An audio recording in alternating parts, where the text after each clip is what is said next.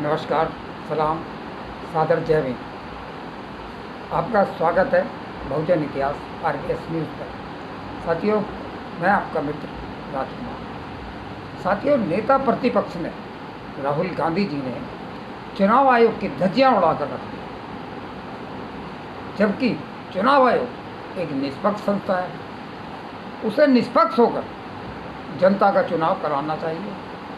इसलिए चुनाव आयोग को इतनी पावर जनता ने दे रखी है, उसको इतनी पावर दे रखी है कि लोकतंत्र के अंदर चुनाव आयोग निष्पक्ष होकर चुनाव आयोग चुनाव करे। अगर चुनाव आयोग ही एक पार्टी विशेष का पिछलग्गू या उसका समर्थक बनकर कार्य करे तो साथियों, लोकतंत्र तो कहाँ रह गया।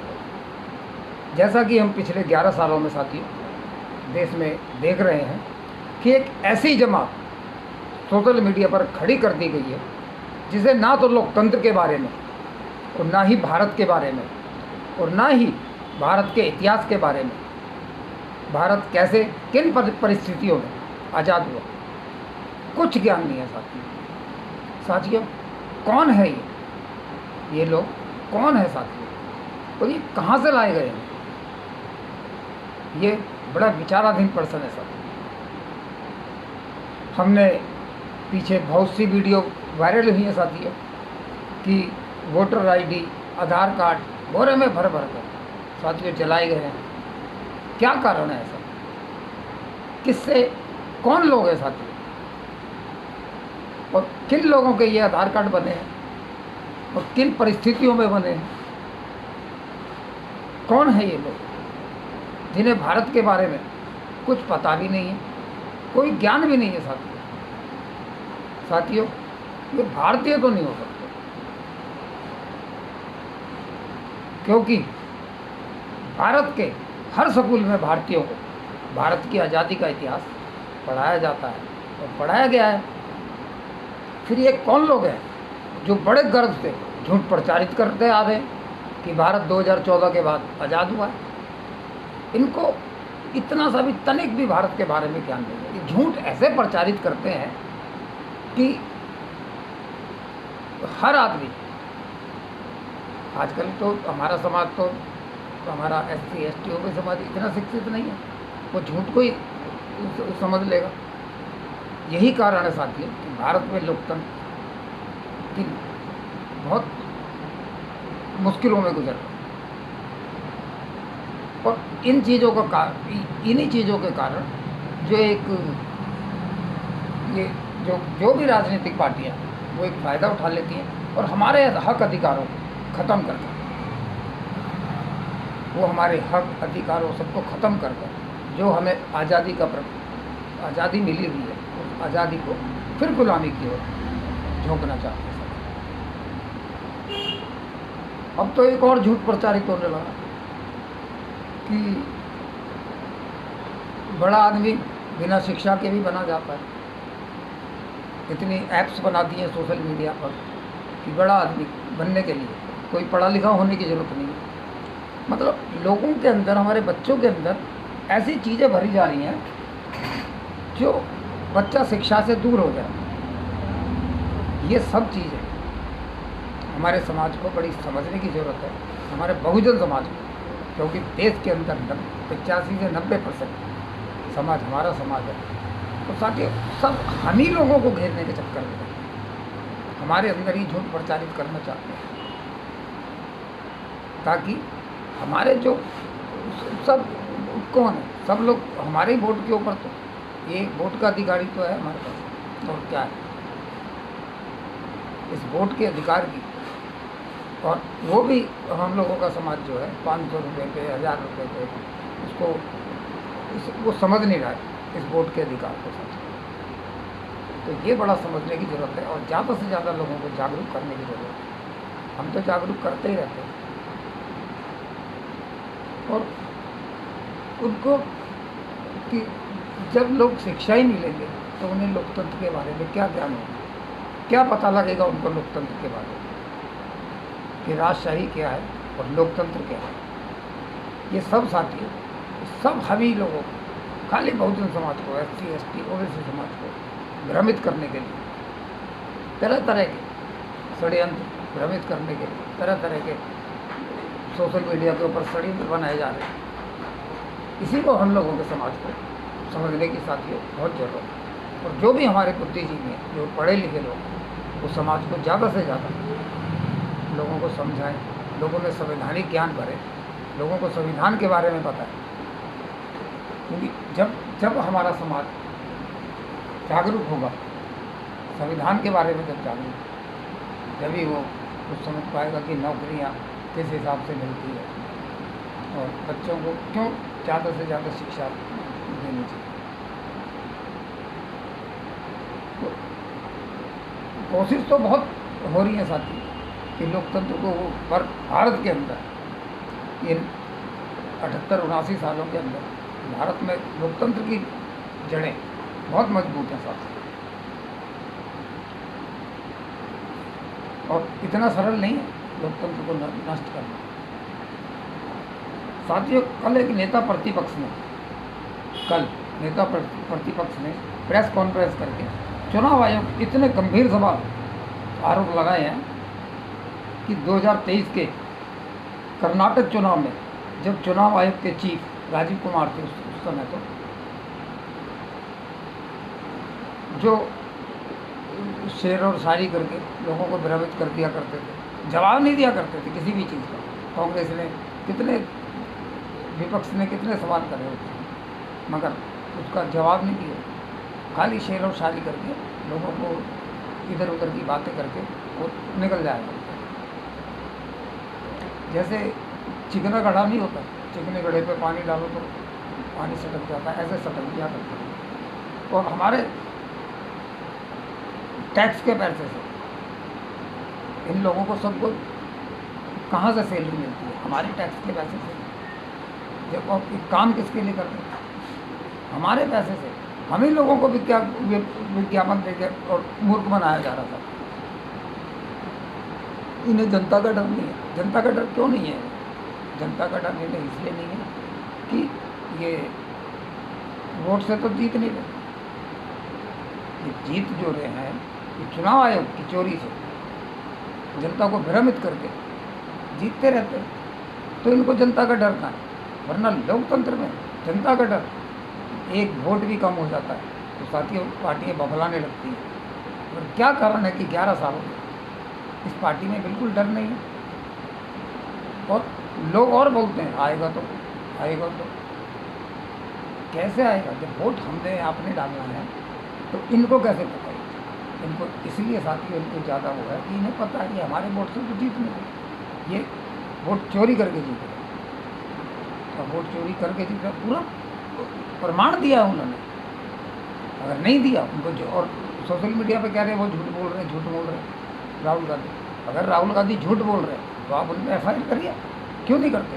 FIR करेंगे तो कोर्ट में जाएंगे, कोर्ट में सारे प्रमाण इनको देने पड़ेंगे, इसलिए कोर्ट में भी जाना नहीं चाहते। साथियों ये सब हमारे समाज को समझने की जरूरत है। और सवाल उठता है कि चुनाव आयोग को डर क्यों नहीं है? ये सवाल जनता में उठना चाहिए ना कि चुनाव आयोग को डर क्यों नहीं है। तो साथियों जब इनकी 303 सीटें पूर्ण बहुमत से संसद में, जब बहुमत था इनका, इन्होंने संसद में संविधान को तरोड़ मरोड़ कर ऐसे बिल पास किए जो कि जनता को उसका ज्ञान नहीं है। जनता सरकार पर भरोसा करती है। ये अभी तक अब हम देखते हैं जब से देश आजाद हुआ, किसी ने इतना ध्यान देते नहीं जो हमारे मीडिया है, जो अखबारों में आ जाता उसी को। मगर ये 11 सालों में ना तो मीडिया निष्पक्ष रहे, ना ही अखबार निष्पक्ष रहे। ये एक बड़ा षड्यंत्र के जरिए ये सब कुछ किया गया था।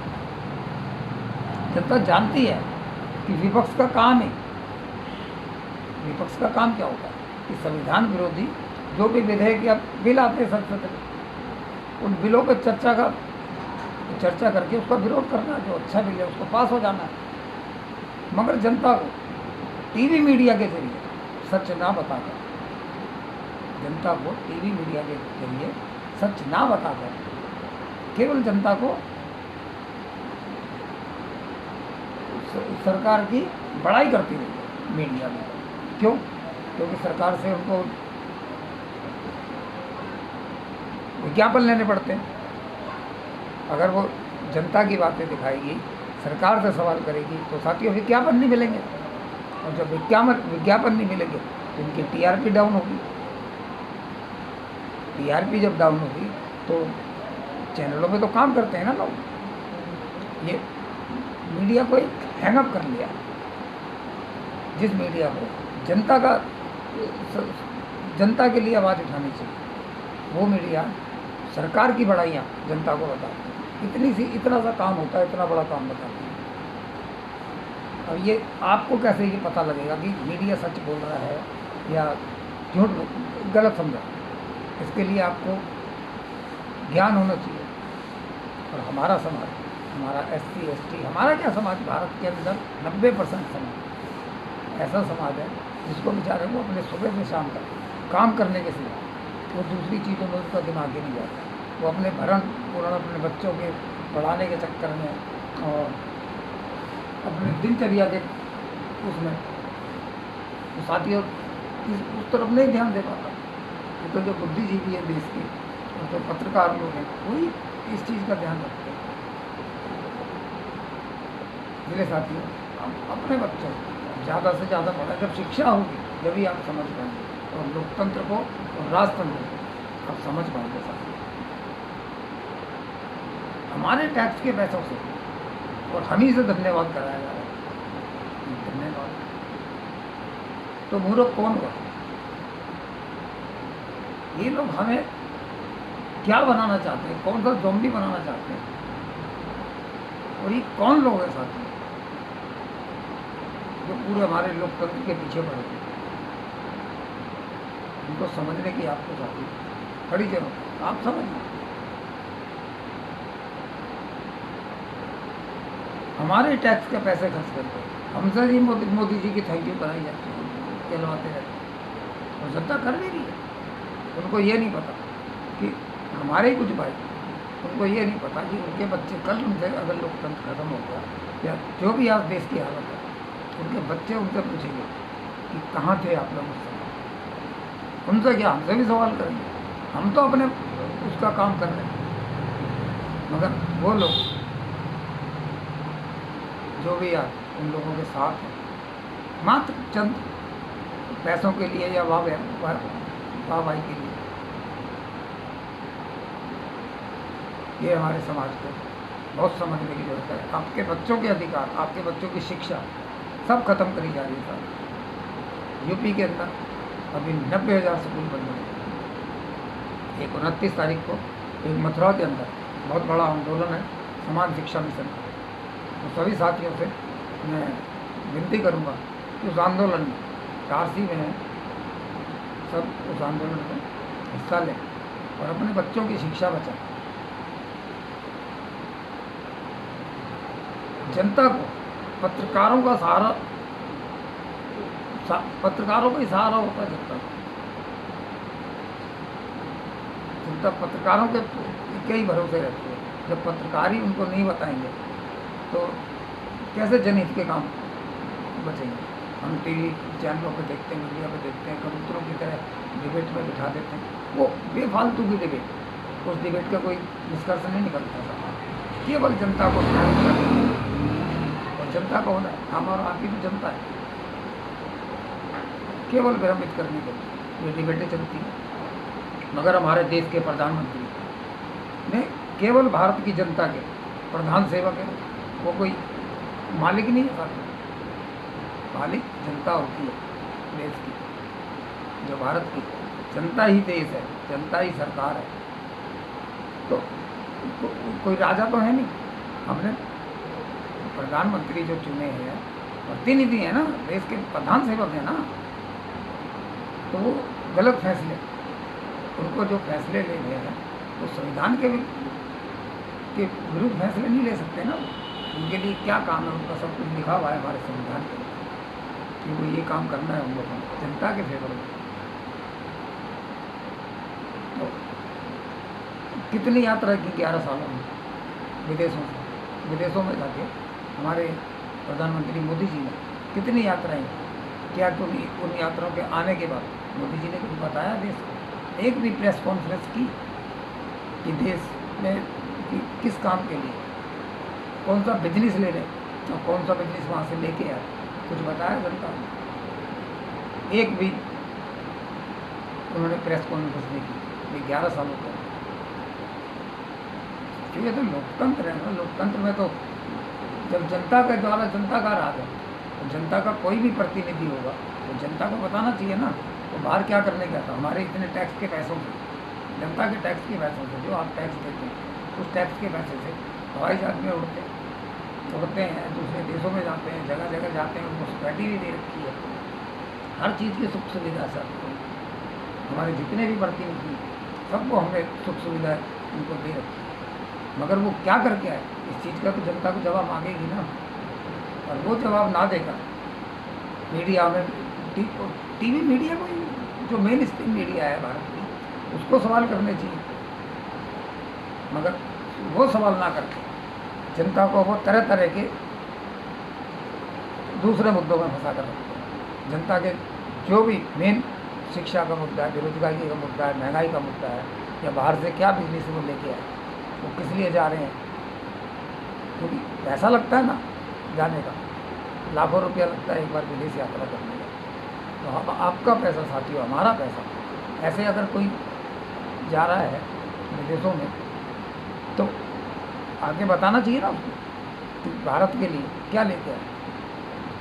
भारत की जितनी भी गवर्नमेंट के संस्थान हैं, वो सब, जितनी कमाई उसमें होती है, वो सब जनता के ऊपर लगती है, जनता की शिक्षा में लगती है।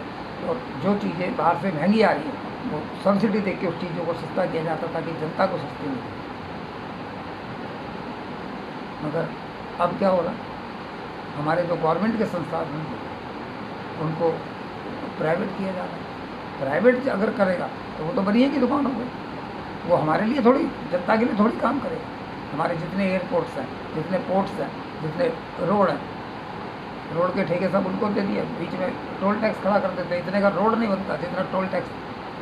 जबकि गाड़ियाँ जो हैं जो रोड पे चलती हैं, गाड़ियाँ तो पहले रोड टैक्स लेगी। आप गाड़ी, कोई भी गाड़ी खरीदी, उस पर रोड टैक्स देते हैं ना, फिर ये टोल टैक्स किस चीज़ का? तो ऐसे नियम और कानून साथियों, ये 11 सालों में, बीच में जब कोरोना काल था, जो हमारे प्रधानमंत्री जी कह रहे थे आपदा में अवसर, वो आपदा में अवसर यही था कि हम लोगों के ऊपर तो आपदा थी, इन्होंने उसका फ़ायदा उठाया। और हमने सोचा कि आपदा में अवसर ये नारा हमारे प्रधानमंत्री जी हमारे लिए दे नहीं सर। तो साथियों, ये आप लोगों को समझने की ज़रूरत है। और 2014 से पहले 14 प्रधानमंत्री हुए साथ। ये मोदी जी हमारे जो है, नरेंद्र मोदी जी, ये हमारे 15वें प्रधानमंत्री। और सब प्रेस कॉन्फ्रेंस करते हैं। कोई किसी भी काम के लिए विदेशों में जाता था, कोई नीति बना ली है, विदेशी नीति बनानी है या किसी काम के लिए विदेश जाते थे, वहाँ से आने के बाद प्रेस कॉन्फ्रेंस करके जनता को बताया जाता था कि उस यात्रा से क्या फ़ायदा हुआ और क्या निष्कर्ष निकला। मगर ये 11 सालों के अंदर एक भी प्रेस कॉन्फ्रेंस की हमारे को किसी ने नहीं की। तो साथियों, आप कैसे कह सकते हैं कि ये आपके लिए काम कर रहे हैं? जनता के लिए काम नहीं कर रहे। अगर जनता के लिए काम कर रहे होते तो ना इतनी महंगाई होती। जब हमारे LPG गैस का जो सिलेंडर, जब वो उठा के, पहले गवर्नमेंट का था, पहले गवर्नमेंट के अंडरटेकिंग में आता था, अब उठा के प्राइवेट कर देंगे तो प्राइवेट वाले तो वो अपने हिसाब से बेचेगा ना। इसीलिए सिलेंडर आज है 1100 रुपये का। अब तो खैर 850 रुपये का हो गया। 18% GST, 28% तक भी दिया GST इन्होंने अपने खजाने में। और बहुत कुछ है। मैं एक वीडियो लेके आऊँगा साथ में बैंकों के लिए कि बैंकों का किस हिसाब से आपको रुपये की वैल्यू, और इन्होंने कैसे वो किया। बहुत आराम से अभी मैं उस पर स्टडी कर रहे साथ में। मैं अपने समाज के लिए इस वीडियो को लेके आऊँगा। तो साथियों, ये बिल्कुल भी जवाब इन्होंने नहीं दिया अभी तक। और मीडिया की इतनी हिम्मत नहीं है कि प्रधानमंत्री से किसी भी उनसे सवाल जवाब करें, क्योंकि अगर ये जनता का वोट लेकर जीतते तो साथियों इन्हें डर होता। अब चुनाव आयोग की जीत से इनका डर जो है वो निकल चुका है साथियों, क्योंकि चुनाव आयोग जिताते था इन्हें। हमने चंडीगढ़ में देखा बोले, और पूरा का पूरा उनका पूरा भांडा फूट चुका है। ये पूरा खेल मीडिया मैनेजमेंट, मीडिया हमारे लोगों को किस हिसाब से मीडिया मैनेजमेंट कर देती है। मीडिया की बात को क्योंकि शुरू से ही जब से भारत आज़ाद हुआ है मीडिया के, हम मीडिया का सत्य मानते हुए आए मीडिया, और ये 11 सालों के अंदर इन्होंने इसी चीज़ का बहुत बड़ा फ़ायदा उठाया और मीडिया को पूरा कैप्चर कर दिया। और चुनाव आयोग चुनाव आयोग भी जनता से क्यों नहीं डर रहा? क्योंकि संसद में साथियों एक ऐसा कानून बना दिया, उसी पीरियड के अंदर एक ऐसा कानून बना दिया कि चुनाव आयोग कुछ भी करे, चुनाव आयोग के ऊपर ना कोई जनता का नागरिक तो नहीं, कोई भी पार्टी चुनाव आयोग के ऊपर कोई सवाल नहीं उठा सकती, उस पर FIR नहीं कर सकती। ये कानून बना दिया साथियों, और इसी डर के कारण चुनाव आयोग का जो डर है जनता के प्रति, वो डर निकल गया। ये सरकार का काम है, ये जो कानून बना है ये सरकार का कानून है। जिसने कानून बनाया उसी को चुनाव आयोग जिता रहा। और नहीं तो, और विपक्ष का कोई नेता अगर बोलता है मीडिया को, तो मीडिया दिखाता नहीं उसको। मीडिया कहाँ दिखाता विपक्ष को, बताइए आप। अगर कोई भी हमारा इतने बड़े नेता को, इतने पढ़े लिखे नेता को इन लोगों ने इतना पैसा, करोड़ों रुपया खर्च कर 11 सालों के साथ उसे पप्पू बना दिया।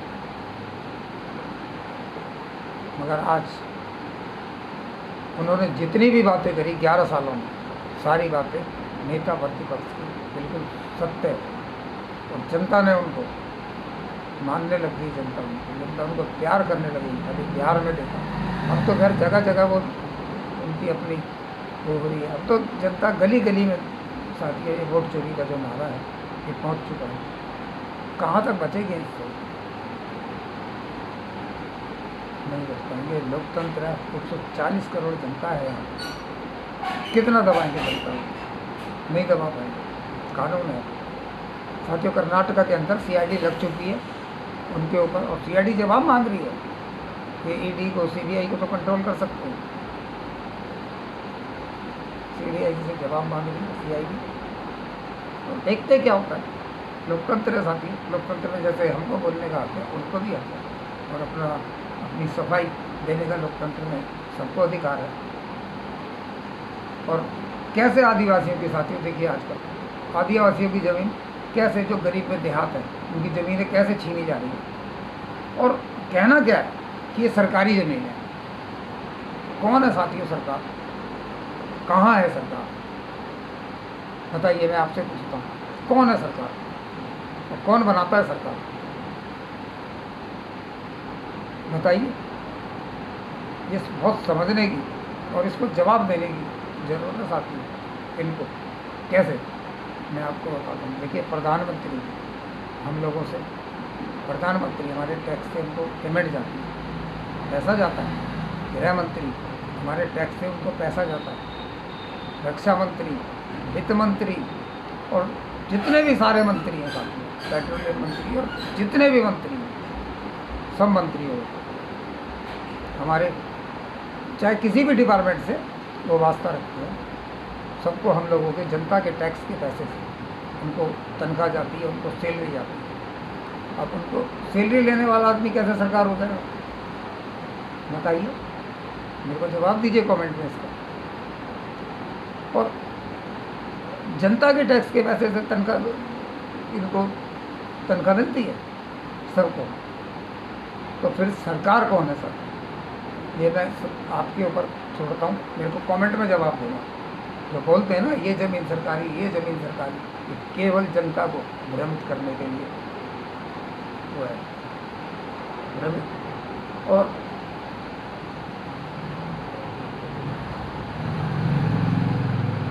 जो कहता है कि सरकारी ज़मीन है, तो एक नारा साथियों लगाइए, जो ज़मीन सरकारी है वो ज़मीन हमारी है।